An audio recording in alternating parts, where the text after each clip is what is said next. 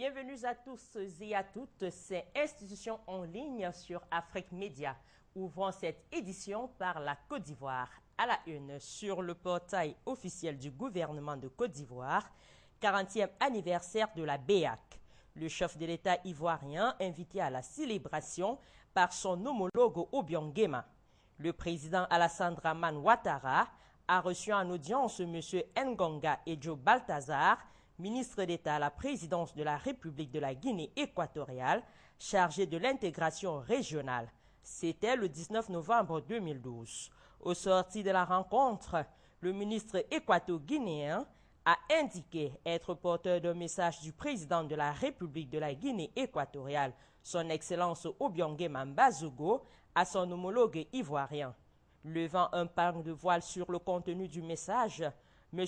Ngonga a révélé qu'il s'agit d'une invitation adressée au président en exercice de la CEDEAO par le chef de l'État équato-guinéen en vue de prendre part à la célébration du 40e anniversaire de la fondation de la Banque centrale des États de l'Afrique centrale BCAC.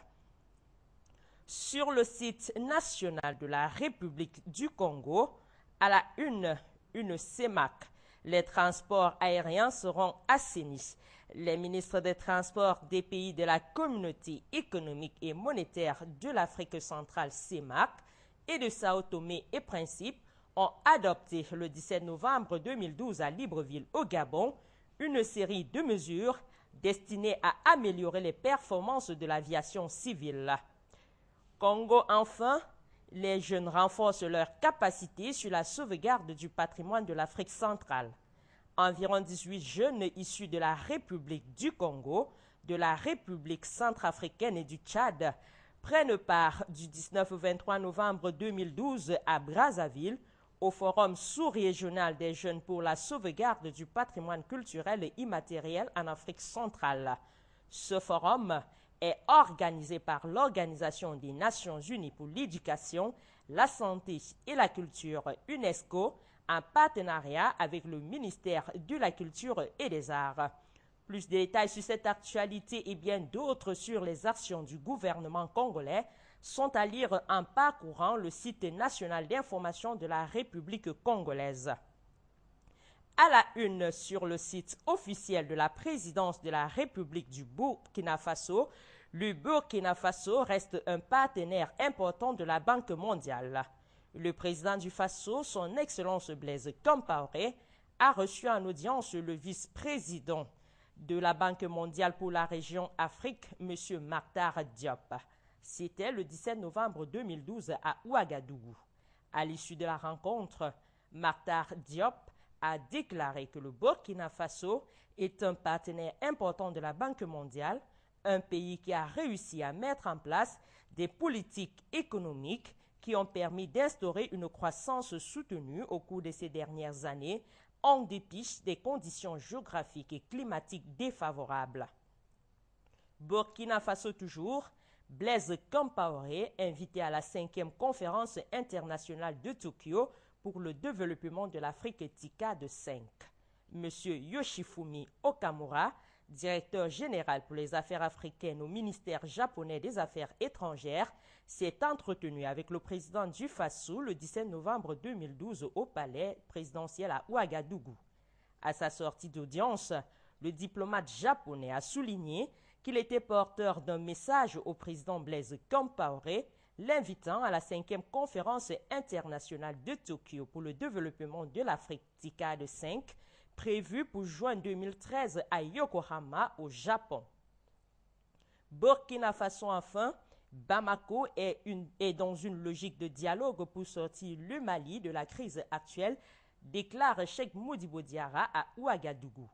Le premier ministre malien du gouvernement de transition, Cheikh Modibo Diarra, a été reçu en audience le 18 novembre 2012 par le président du Faso, son Excellence Blaise Compaoré, par ailleurs médiateur de la CEDEAO dans la crise malienne.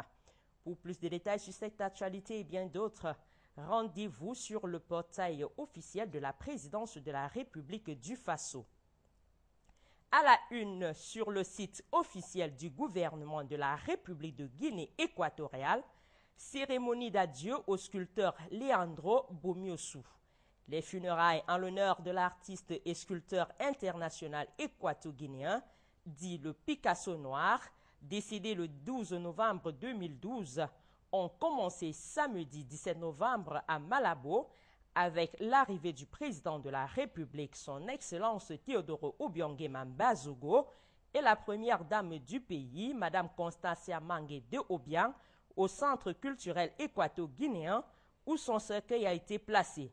Alejandro Bomiosu a été rendu à sa dernière demeure le dimanche 18 novembre 2012. Guinée équatoriale toujours, le président des corps Alejandro Assoumu. Lors de l'événement qui s'est déroulé au Palais du Peuple de Malabo, le chef de l'État, son Excellence Teodoro Obiang Bazogo, a remis la médaille de commandeur de l'Ordre de l'indépendance de la République de Guinée équatoriale au champion du monde de kickboxing Alejandro Assoumu Ossa. Guinée équatoriale enfin, la Guinée équatoriale assiste au Forum Africagois 2012. Les 15 et 16 novembre 2012, une rencontre professionnelle a eu lieu sur l'île de Fuerteventura, sur les îles Canaries. La rencontre a porté sur le développement des énergies alternatives associées à l'eau. Ce rendez-vous a réuni des représentants de pays tels que le Sénégal, le Cap-Vert, le Maroc, la Mauritanie.